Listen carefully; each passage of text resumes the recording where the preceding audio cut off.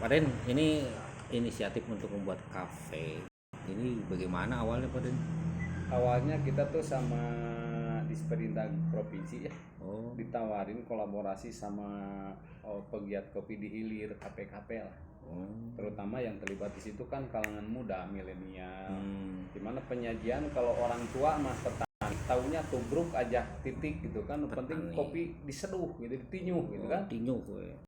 Nah, tiba-tiba ada undangan pelibatan dari hulu ke hilir antara kami di petani, di penyajian, di retail sama ya.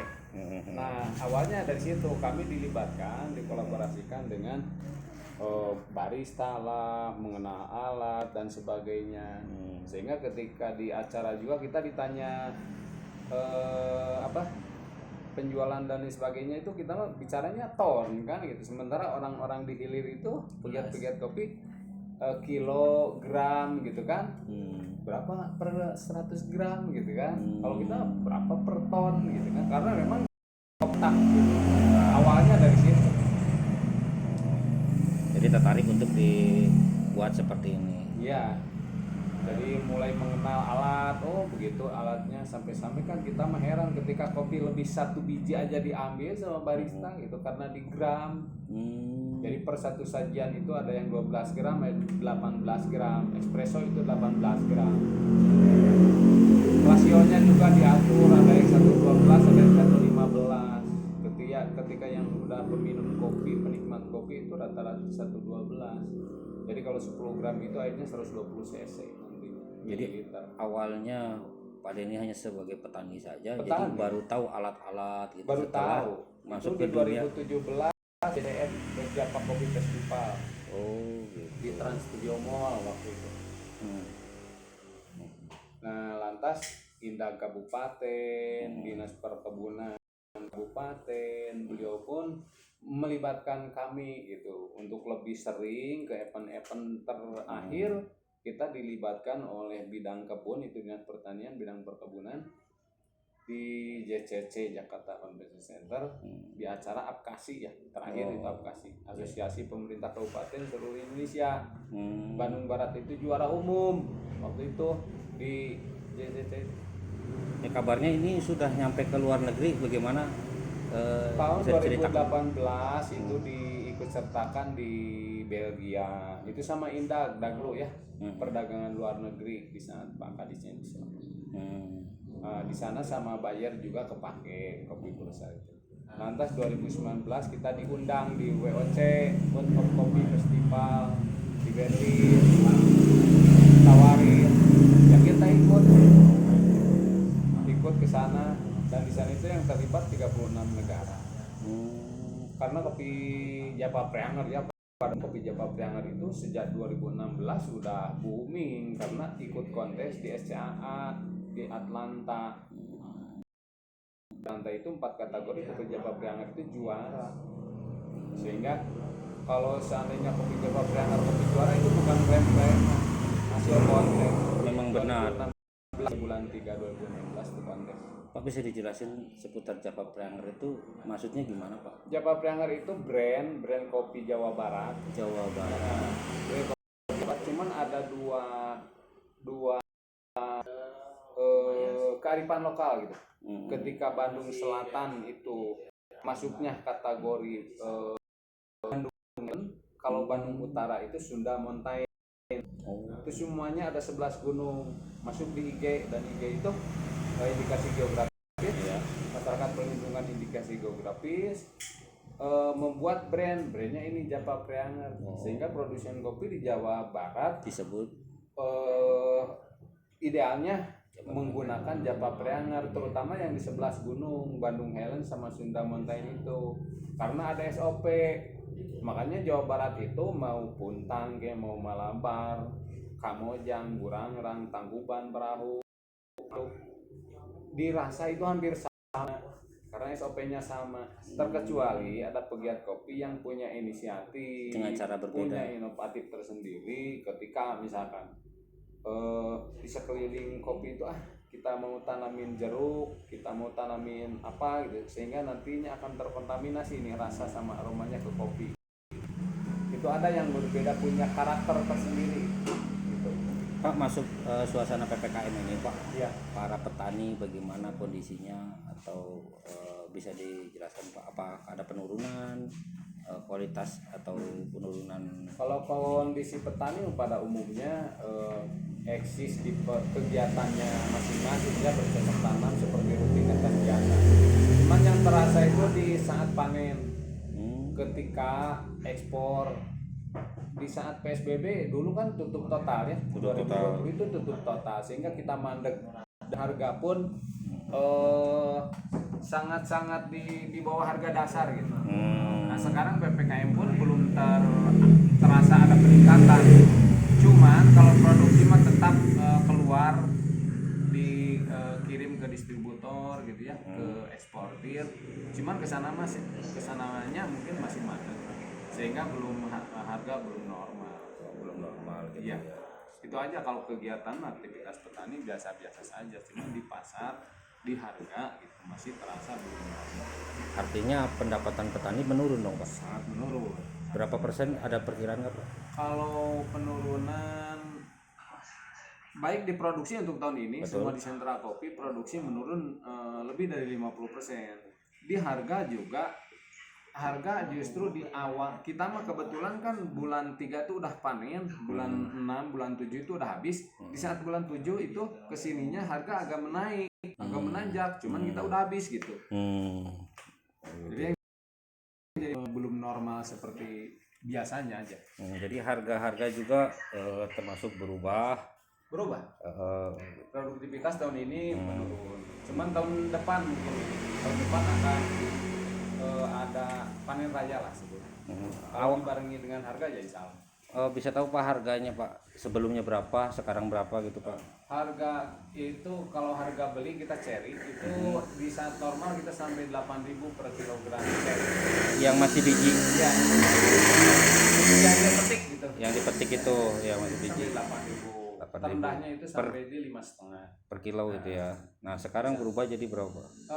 Kemarin itu di saat kita panen, harga pertama awal itu 4,5 sampai di 3,5. Tapi setelah habis harga melonjaknya hebat sampai 7.000 gitu, karena memang udah habis di kita juga. Jadi tambah naik. Ada yang bahkan lebih dari segitu. Jadi fluktuatif ya. Iya. Kadang berubah menjadi murah. Cuman itu bukan harga yang disebut harga yang normal, tapi ada pergerakan atau ada permainan lah sedikit. Ada pihak yang ingin bermain karena beliau ingin punya barang sehingga dia naikkan gitu kan. Jadi ada juga gitu Pak? Ada pemain kayak gitu. Iya, dia ingin ikut kiprah gitu, uang ada, udah borong barang usaha itu dengan harga yang menjanjikan gitu. Ada kan, jadi harga memang bisa seperti itu. Tapi selama ini dilakukan sama Bapak? Kalau ada yang kita gitu? udah habis kemarin. Ada datang pembeli yang kayak begitu. Lagi pula sekalipun datang pada kita kan, kita udah menjalin hubungan dengan buyer itu udah sekian belas tahun. Tidak akan begitu saja sih, karena orang yang selewat gitu kan. Belum tentu ada jaminan pasar ke depannya. Ya di saat dia butuh barang, kalau dia udah nggak main di kopi, ya kita malu sama yang udah biasa bayar kan. Jadi mendingan yang udah lumrah aja lah, alami aja. Pak, kondisi PPKM seperti ini termasuk COVID, ada harapan nggak ke pemerintah Pak, daerah maupun pusat terkait dengan kopi ini Pak? Harapan yang paling prioritas ya, barangkali PPKM udah dilakoni, perpanjangan dan lain sebagainya udah dilakoni. Sekarang mah bukan normal aja gitu. Kenapa? Karena memang kebutuhan masyarakat terkait dengan pengembangan ekonomi kita pun sampai tahu sendiri. Ini tamu ini gitu hanya sekedar mau edukasi lah gitu, bukan mau belanja atau, karena kita juga ketakutan kalau seandainya gitu kan, pas kita ada tamu dan sebagainya di saat PPKM nggak menerapkan prokes dan sebagainya. Jadi banyak pihak juga yang memang sangat berhati-hati sehingga ya beresiko ke ekonomi, dengan harapan untuk ke depan udahlah PPKM udah dilakoni, perpanjangan juga udah berkali-kali dilakoni. Mulai saat ini mah bukalah, normalkan aja, anggap nggak ada apa-apa, nggak ada COVID, kayak jangan bicara-bicara lagi COVID. Rasanya kan seperti dulu, nggak bicara-bicara COVID, nggak resiko COVID gitu kan, maunya sih seperti itu. Oh gitu, harapannya normal kembali seperti Normal biasa kembali seperti perekonomian. sedia kala gitu. Oh gitu. Iya iya iya. Pak, tadi di tahun 2018 itu apa kalau di tahun 2000 10 kilogram aja 90 ton Jerman Jerman aja, belum Eropa yang lain. Kopi luar negeri itu sangat luas sebetulnya, cuman untuk petani mah kan sederhana, ada uang ada barang lah sebut gitu kan, jadi nggak tahu COD lah, nanti barang udah sampai di sana baru CPR, itu kan beresiko, apalagi ton-tonan. Apalagi kalau di hulu ya, di budidaya itu masa panen misalkan bulan 3, bulan 1 itu kami udah tumbuhin. Kenapa? Karena dari petani kan tolonglah keluar itu hal-hal lumrah sebetulnya, alami dari tahun ke tahun, dari musim ke musim juga seperti itu. Sehingga dari mana kami harus menutup kebutuhan yang sekian rupiah gitu. Kalau seandainya bayar COD nanti diterima di Hamburg gitu kan, di pelabuhan, gitu belum prosesnya juga lama, gitu. Belum pengiriman juga ke sana beresiko. Kalau terjadi apa-apa di laut itu sangat berat buat petani. kalau selama ini berarti Jadi masalah itu untuk Jawa Barat belum ada eksportir gitu ya, yang mengibarkan saya eksportir gitu. Kalau rekan-rekan Halu Banana misalkan itu udah ekspor, ya tapi bukan eksportir gitu. Oh individu aja bagi Iya, mereka. individu. Beliau juga mungkin masih namanya itu sama eksportir yang lain gitu, jadi memakai bendera yang lain. Karena di Indonesia itu eksportir kopi itu ada 3, Taman Delta, Sari Makmur di Semarang, sama Indocom yang di Surabaya. Bapak berarti masuk ke sana Kita ke juga. Medan, cuman nggak langsung ke Medan, malah distributor dulu. Kopi Jawa Barat itu kebanyakan masuk ke Bandung, Bandungnya ke Pangalengan. Nah di Pangalengan itulah banyak distributor untuk Surabaya, untuk ke Medan itu di sana. Ada yang ke Ciwidey sama ke Medan, ke Surabaya, gitu. Pak, selain ke importer itu bisa para pembeli itu datang ke sini langsung atau ke petani, bisa nggak Pak? Kalau ke petani secara langsung nggak akan nyambung kayaknya, nggak akan nyambung. Kenapa? Karena kan quantity sama continuity itu. Oke. Kualitasnya ke petani mas terbatas, kontinuitasnya juga Kalau buat misalkan kafe-kafe secara pribadi Iya. yang beli itu bisa. bisa. Kita kan Langsung layani sini. sampai ke Tangerang, Banten. Oh gitu. Bisa menghubungi siapa Pak? Siapa tahu ada yang berminat. Ya, saya aja ke Denny Sopari, Gitu ya. Denny Sopari Kopi Bursel, Oh gitu, langsung ke sini ya. Iya. Ke desa Cipadak, Cikalong Wetan, Bandung Barat. Bandung Barat. Pak Dedi, kalau tadi di keuntungan normal ini Sebetulnya relatif tergantung hasil panennya. rata-rata Jadi komoditi perkebunan itu fluktuatif, kayak cengkeh, tahu kan cengkeh ya? Sekarang itu panen raya, jangan harap besok panen lagi, pasti akan menurun. betul. Tahun depannya terkadang ya bisa panen raya lagi, bisa belum gitu. Terjadi sama komoditi perkebunan seperti itu. Antara kopi sama cengkeh itu hampir sama. Kemarin aja waktu 2020 itu sekarang itu 2020 itu mencapai di 90 ton. Kemarin nggak mencapai 50 ton, 40 ya 50%.